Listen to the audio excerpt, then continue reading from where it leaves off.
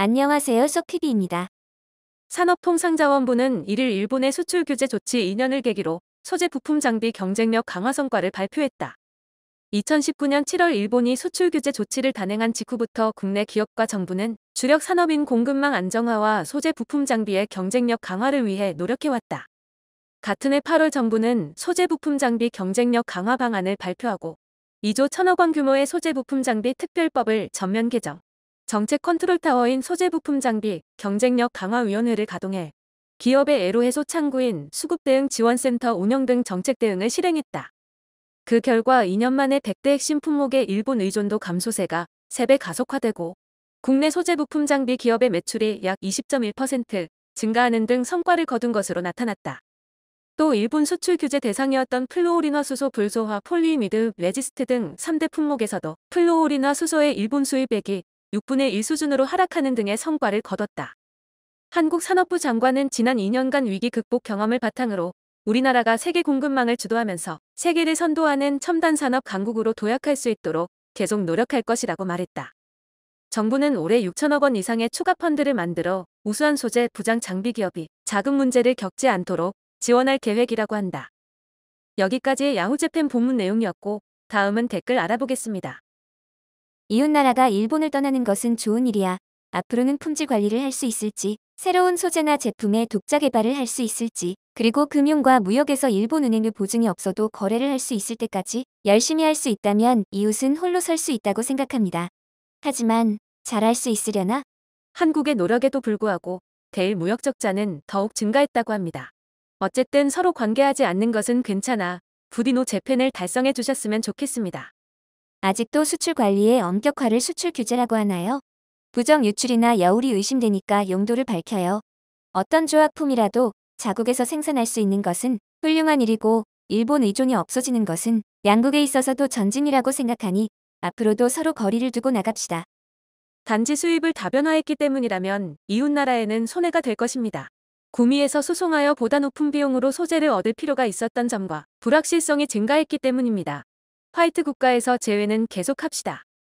가장 중요한 소재, 정밀기계 등을 일본에서 수입하고 있는 것을 쓰지 않고 한국 경제가 쇠퇴하는 원인의 큰 책임은 언론에 있음을 알아야 한다. 나라 의도보다는 자신의 지갑이 중요하다고 생각하고 있으니까 어쩔 수 없지.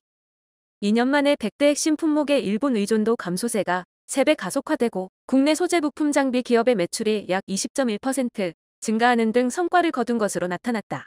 성과는 오르는데 일본으로부터의 무역 적자는 최대라고 하는 모순. 일본 의존에서 벗어나고 있지 않는데요. 자국에서 조달할 수 있게 되어 다행이네요. 반면 최근 또 다른 한국 언론이 한국 반도체 기업의 수익률이 50% 이하라고 보도했습니다. 50%가 불량품이라서 이익을 낼 수는 없지만 그보다도 자국에서 조달할 수 있는 것이 중요하다고 한다면 할 말이 없습니다.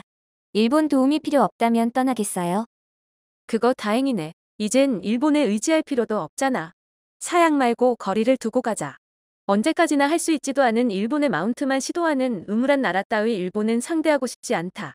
앞으로 아세안, TPP 국가들과 더 강력한 파트너십을 맺어 함께 발전할 테니 한국은 한국에 신용을 주는 나라와 함께하세요. 국내 소재 부품 장비 경쟁력 더욱 강화. 그러나 핵심 소재 등의 수입에 대해서는 일본의 수출 규제 이전보다 증가했을 것으로 보인다. 일본 맥주와 자동차도 회복되는 추세라고 하는데 섣부른 대일 불매운동이 아니라 철저한 불매운동을 계속하기 바란다. 한일 단교의 그날까지. 아직도 수출 규제라고 하는군요. 한국의 부정 용도 위험이 있어 수출 관리에 적절한 신청으로 수출은 허가하고 있습니다. 불매운동을 시작한 지 2년이나 지났는데 아직도 플루오린화 수소 수입이 필요한 거죠? 일본이 수출을 관리하는 만큼 플루오린화 수소 등의 수입이 줄어드는 것은 당연하다. 결과를 한국의 성과로 보는 것은 성급한 일 아닌가? 뭐 일본으로서는 어느 쪽이 피해를 입었다기보다 한국과 관계없는 것이 중요하니까 수출 관리는 성공일 것이다. 한국의 성과입니다.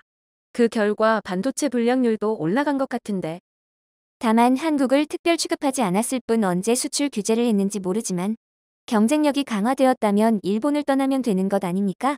탈일본 되고 있다면 서로 거리를 둬요. 만약 한국이 정말로 경쟁력을 강화해서 일본에 의지하지 않아도 된다면 우호 관계라고는 말하지 않아도 된다. 대단하네요. 한국. 일본 제품 불매 운동을 철저히 관철하세요. 부품 등도 수입 금지하고 단교 운동 좀 하시고 일본이 금융 제재를 해도 괜찮겠지요? 잘 됐네요. 좀 더 철저하게 노 재팬을 합시다. 이제 두 번 다시 일본 따위에 의지하지 않아도 되고 이제는 일본 국민도 성원을 보내고 있어요. 수속 밟아서 수입하지 않을까? 다 알아서 할 수 있게 되고 나서 말하죠.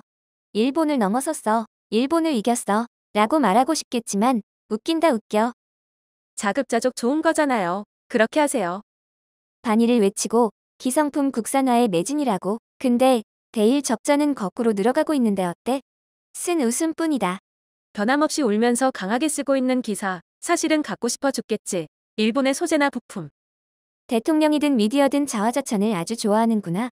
그렇지만 책 일부를 잘라낸 자찬은 꼴불견이야. 아, 이제 곧 거품 붕괴로 나라도 붕괴되니까 그동안만이라도 꿈꾸게 해주지 않으면 불쌍하니 내버려둘게. 이번 영상은 여기까지입니다. 시청해주셔서 감사합니다. 구독과 좋아요 부탁드려요. 썩TV